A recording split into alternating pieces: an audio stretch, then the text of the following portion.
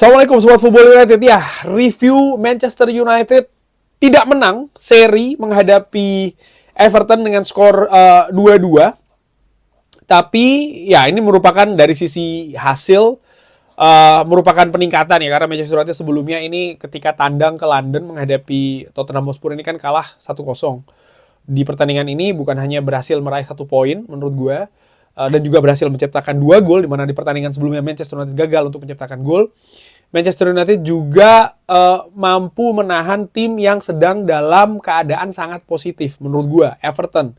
Terutama jika dilihat 2 pertandingan sebelum menghadapi Manchester United, di mana mereka mampu menang tandang menghadapi Crystal Palace dan mereka mampu menahan Liverpool 2-2 di Goodison Park. Jadi ini bukan hasil yang kecil menurut gue secara ringan amatiran yang melihat situasi Manchester United saat ini. Ruben Amorim melakukan lagi-lagi perubahan dengan komposisi yang ada di atas lapangan. Lini belakang menampilkan kurang lebih situasi ataupun pemain yang sama jika dilihat ketika Manchester United menghadapi Tottenham Hotspur, tetap menurunkan trio Mazraoui, Harry Maguire dan juga Matthijs de Ligt di sebelah kiri, kiper Andre Onana. Yang berbeda adalah di lini tengah. Kali ini ada Ugarte dan juga Casemiro yang ditandemkan. Lalu di kanan ada Diogo Dalot, di kiri Dorgu.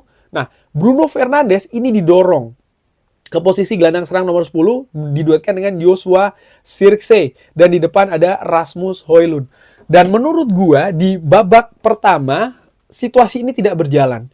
Manchester United ada 2 catatan besar menurut gua ya di babak pertama, yaitu adalah bagaimana akurasi umpan maksud gua di situ ya.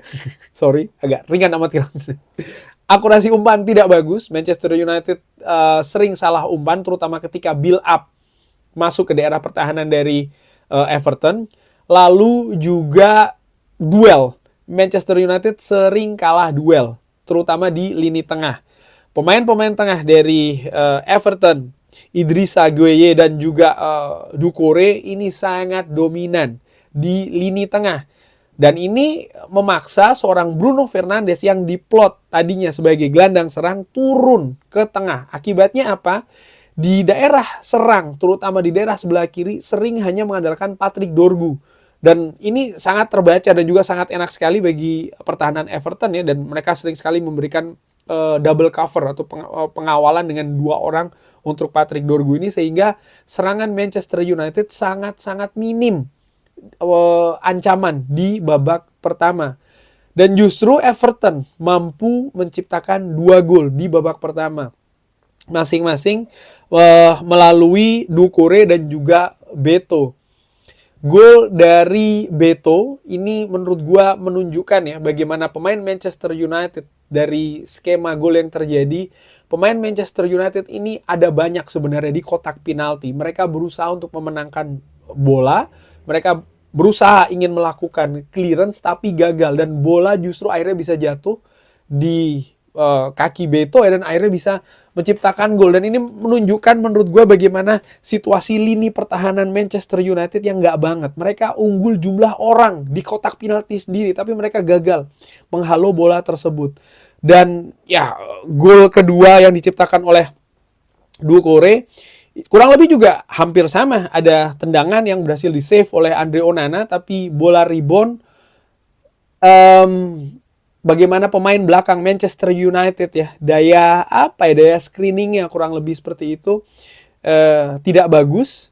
Gua nggak tahu ya apakah ada pengaruh sinar matahari, karena memang sinar matahari menyoroti betul sisi gawang yang Manchester United tepati di babak pertama, dan akhirnya gol tercipta. Dan kalau berbicara terkait dengan gol dari proses yang hampir sama, ini kan juga terjadi ketika menghadapi Tottenham Hotspur. Jadi ketika bola itu di-save oleh kiper, pemain belakang ini sering terlambat reaksinya dibandingkan dengan pemain-pemain dari lawan, sehingga ya mereka berhasil memanfaatkan situasi 2-0. Dan memasuki babak kedua, tadinya gue berpikir bahwa Ruben Amorim akan langsung melakukan pergantian, karena menurut gue di babak pertama Casemiro dan juga Joshua Zirkzee ini tampil tidak maksimal. Terutama Casemiro, tampak sekali dia kesulitan ya dengan situasi lini tengah Manchester United dengan sistem yang ingin dibangun oleh Ruben Amorim. Dia sering kewalahan sehingga memaksa seorang Bruno Fernandes akhirnya juga harus turun ke tengah, dan ya ini membuat daya dobrak Manchester United akhirnya berkurang, paling tidak dari sisi jumlah pemain yang berada di daerah pertahanan lawan. Tapi ternyata tidak langsung diganti oleh Ruben Amorim. Ruben Amorim nampaknya ada instruksi yang berbeda. Kalau dari gue lihat setidaknya ada dua, yaitu adalah pertama, bagaimana nampaknya Ruben Amorim menurut gue secara ringan amatiran meminta pemain meningkatkan determinasi dan juga agresivitas untuk lebih sering memenangkan bola. Lalu selain juga tempo dinaikkan ya, aliran bola artinya diperbaiki, akurasi umpan. Lalu juga bagaimana posisi dari Manuel Ugarte. Manuel Ugarte yes ditempatkan sebagai gelandang tengah, tapi di babak kedua dia juga lebih sering bermain melebar, terutama di daerah sebelah kanan. Dan dengan komposisi seperti ini, Manchester United juga lebih sering ya memakai lini kanan ini untuk menyerang. Dan mereka akhirnya berhasil menciptakan lebih banyak ancaman dan juga momentum, bahkan peluang juga untuk bisa menjebol gawang Jordan Pickford. Manchester United berhasil menciptakan 2 gol melalui tendangan bebas Bruno Fernandes, yang by the way tendangan bebasnya menurut gue bagus ya, mengarah ke sudut, dan juga oleh Manuel Ugarte, tendangan volley-nya juga menghajar gawang dari Jordan Pickford, situasi yang menurut gue juga bagus ya gol tersebut juga dengan eksekusinya. Dan sebenarnya menurut gue di babak kedua Ruben Amorim ataupun ya walaupun melakukan juga pergantian dengan memasukkan Chido Obi yang di babak kedua tadi mendapatkan menit yang jauh lebih banyak jika dibandingkan ketika menghadapi Tottenham Hotspur yang hanya kurang lebih 3 menit. Tadi Chido Obi bermain selama kurang lebih 20 menit ya, dan juga Alejandro Garnacho, dan menempatkan Bruno Fernandes kembali lagi ke lini tengah. Dan ketika Bruno Fernandes ditempatkan di lini tengah, ternyata lini tengah Manchester United juga lebih hidup. Serangan pun juga lebih tajam dengan adanya seorang Garnacho. Di babak kedua, terutama di 10 menit akhir, 15 menit akhir, sebenarnya Manchester United menurut gua bisa lebih berbahaya serangan-serangan yang dilakukan. Bahkan setelah situasi 2-2, Manchester United ini punya keadaan yang cukup lebar untuk bisa menciptakan gol ketiga. Menurut gue mereka sering sekali mendapatkan skema-skema yang bagus ketika mereka melakukan transisi, terutama dari Joshua Zirkzee, Bruno Fernandes, dan juga dari Garnacho.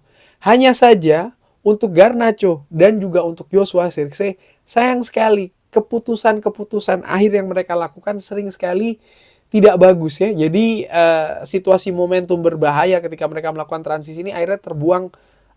Gue nggak mau bilang terbuang percuma, tapi akhirnya tidak maksimal keadaan seperti itu.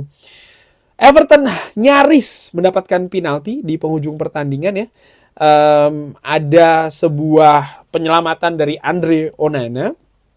Idrissa Gueye kalau tidak salah tadi melakukan shooting, di save oleh Andre Onana dengan sangat bagus. Lalu bola pantul ini jatuh ke Ashley Young yang dikawal oleh Harry Maguire dan juga oleh Matthijs de Ligt. Dan ada sentuhan soft ya, sangat-sangat lembut katakanlah seperti itu dari seorang Harry Maguire. Tapi Ashley Young ini terjatuh, dan menurut gue terjatuhnya juga lebay.